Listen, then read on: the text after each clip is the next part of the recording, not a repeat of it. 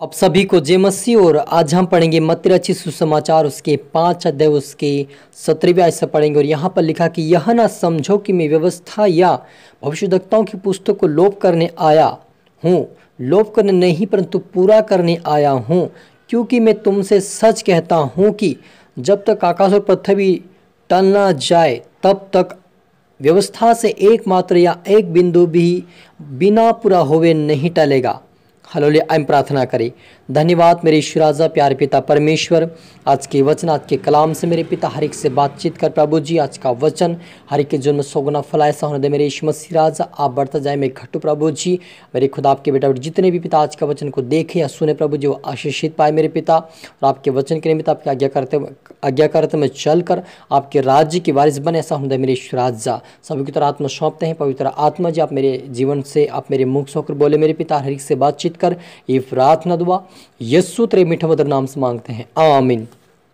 तो मेरा जीजो यहाँ पर मत्ती रचित सुसमाचार के अंदर यीशु मसीह ने कहा है 5 अध्याय उसकी 17वीं आयत से, यह ना समझो कि मैं व्यवस्था या भविष्यद्वक्ताओं की पुस्तक को लोप करने आया हूँ। लोप करने नहीं परंतु पूरा करने आया हूँ। क्योंकि मैं तुमसे सच कहता हूँ कि जब तक आकाश और पृथ्वी टल ना जाए तब तक व्यवस्था से एकमात्र या एक बिंदु बिना पूरे हुए नहीं टलेगा। इसलिए जो कोई इन छोटी से छोटी आज्ञाओं में से किसी एक को तोड़े और वैसा ही लोगों को सिखाएगा वह स्वर्ग राज्य में सबसे छोटा कहलाएगा। हालेलुया। तो मेरे अजीजों यहाँ पर यीशु मसीह कहता है कि मैं भविष्यवक्ताओं यानी कि व्यवस्था और भविष्यवक्ताओं की पुस्तक को लोप करने नहीं आया, लेकिन मैं पूरा करने के लिए आया हूँ। हालेलुया। और वह कहता कि पृथ्वी मतलब कि आकाश पृथ्वी टल ना जाए तब तक व्यवस्था से एकमात्र एक बिंदु भी बिना पूरे हुए नहीं टलेगा। सच मेरे अजीजों प्रभु यीशु मसीह का जो वचन है कभी भी बिना हुए कभी टल नहीं सकता है। वो कहता कि मैं उसे पूरा करूंगा। यानी कि बहुत सारे ऐसे परमेश्वर के दास जो लोग हैं जो वचन को अलग प्रकार के सिखाते, लेकिन प्रभु कहता है कि मैं बिना हुए कभी टलने नहीं दूंगा, यानी मैं पूरा करूंगा। यानी कि भविष्यवक्ता की पुस्तक में जो कि जब हम पुराने नियम देखते हैं कि परमेश्वर ने 10 मानसिक के बारे में सिखाया था।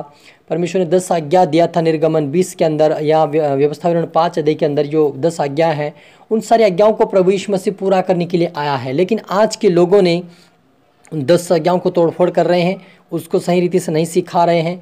और दूसरा हम देखते हैं कि 10 मांस और भेंट के बारे में वो नहीं सिखा पा रहे हैं, वो नहीं सिखा रहे, वो ना दे रहे, वो ना किसी को देने दे रहे हैं। इस प्रकार के लोग जो है हो गए हैं, उनको प्रभु यीशु मसीह कहता है कि मैं उस पुस्तक यानी उस व्यवस्था को पूरा करने के लिए आया हूँ, अधूरा छोड़ने के लिए नहीं आया मेरे जीजो। क्योंकि पहले समय में कहा गया था कि जो कोई परमेश्वर के वचन को तोड़ फोड़ करेगा, उसकी आज्ञाओं को नहीं मानेगा, वो दंड पाएगा। लेकिन अब क्या यीशु मसीह ने रखा है कि जो कोई उसकी व्यवस्था के वचन को बढ़ा या घटाया के सिखाएगा वो सबसे छोटा कहलाएगा स्वर्गीय राज्य में, है ना। परंतु जो आज्ञाओं को पालन करेगा और उन्हें सिखाएगा वही स्वर्गीय राज्य में महान कहलाएगा। यानी कि प्रभु यीशु मसीह ने दंड के बारे में यहाँ पर नहीं लिखा है यदि हम बढ़ा या घटाए, लेकिन वो छोटा कहलाएगा परमेश्वर के राज्य में। लेकिन आप ऐसा कभी ना सिखाएं, क्योंकि उसका दंड आपको मिल भी सकता है।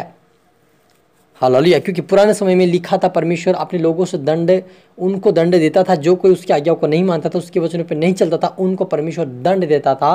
लेकिन आज हम देखते संसार में उनको दंड मिलता है, संसार में शारीरिक रीति से उनको दंड मिलता है। मेरे स्वर्ग राज्य में मिलेगा नहीं मिलेगा, लेकिन उनको यहीं संसार में उनको दंड मिलता है। पहले क्या होता था कि परमेश्वर यहीं पर दंड देता था और स्वर्ग राज्य में उनको जीवन नहीं मिलता था। लेकिन अगर आपको यहाँ पर दंड या कोई समस्या आपके जीवन में आ रही तो आप पश्चाताप अंगीकार करते हुए प्रार्थना करता है कि आप उस स्वर्ग राज्य में छोटे न कहलाए। लेकिन छोटे का मतलब होता है कि हम परमेश्वर के राज्य में प्रवेश नहीं कर पाएंगे, ऐसा परमेश्वर कहता है। छोटा का मतलब यही होता है मेरे जो कि हम उसके योग्य नहीं, इसलिए वो छोटा कहता है। लेकिन वो बड़ा कौन कहलाएगा? जो उसकी आज्ञाओं को मानेगा, उसके वचनों पर चलेगा, वो बड़ा यानी कि वो स्वर्ग राज्य का अधिकारी हो जाएगा। लेकिन जो उसकी आज्ञाओं को नहीं मानेगा, उसके वचनों पर नहीं चलेगा, वो परमेश्वर के राज्य में छोटा यानी कि वो बाहर हो जाएगा, उससे उसके राज्य में प्रवेश कभी नहीं करना पाएगा। लेकिन छोटा कहलाएगा। वो छोटा का मतलब होता है कि वो परमेश्वर के राज्य से बाहर रहेगा, उसको छोटा कह रहा है। लेकिन जो बड़ा है वो परमेश्वर के राज्य का अधिकारी है, उसको कहता है।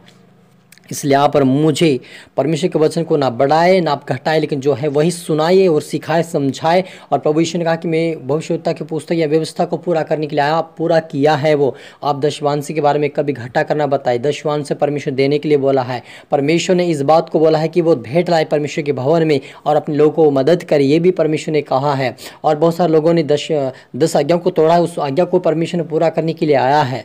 इसलिए आप और मुझे इस वचनों को कभी तोड़ फोड़ ना करें, लेकिन जो है वही सिखाए समझे, ताकि उस वचन के द्वारा परमेश्वर के लोग आशीष पाकर उसके राज्य की वारिस बने मेरे जीजू। और लिखा, क्योंकि मैं तुमसे कहता हूँ कि 5 अध्याय के मत्ती 5 के 20 में लिखा, क्योंकि मैं तुमसे कहता हूँ कि यदि तुम्हारी धार्मिकता शास्त्री और फरीसियों की धार्मिकता से बढ़कर ना हो तो तुम स्वर्ग राज्य में कभी भी प्रवेश ना करोगे। क्या लिखा लास्ट पे?